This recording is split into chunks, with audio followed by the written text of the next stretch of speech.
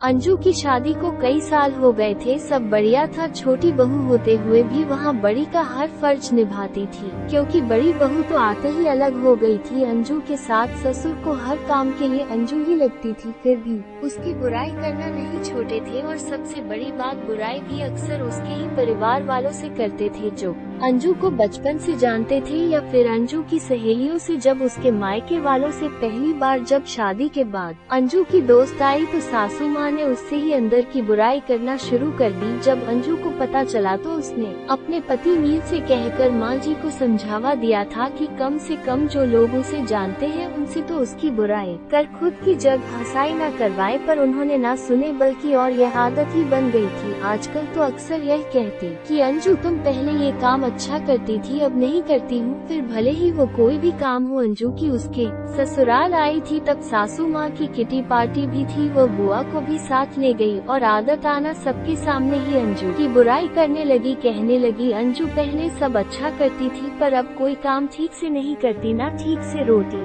बनाती है, ना सब्जी, ना अच्छे से कपड़े पहनती है, ना बच्चों का ख्याल रखती है। वो और कुछ बोलती इससे पहले ही अंजू की बुआ बोल पड़ी, लगता है ससुराल में आकर बिगड़ गई है, क्योंकि हमारे घर की तो वो बड़ी बेटी है और सारा घर और ऑफिस दोनों अच्छे से संभालती थी और बड़ों से लेकर बच्चों तक सभी का ध्यान रखती थी। आपके यहाँ आकर बिगड़ गई है। ऐसा कीजिए, महीने 2 महीने जमाईसा के साथ उसे मायके भेज दीजिए, हम सुधार कर भेज देंगे। अब अंजू की सासू माँ का मुंह देखने लायक था। उन्हें बोलने के लिए शब्द नहीं मिल रहे थे, तो बस फिर उठकर चली गई, यह कहकर कि आती हूँ, जरा कोई बुला रहा है। और अंजू की बुआ जी बस मुस्कुरा रही थी।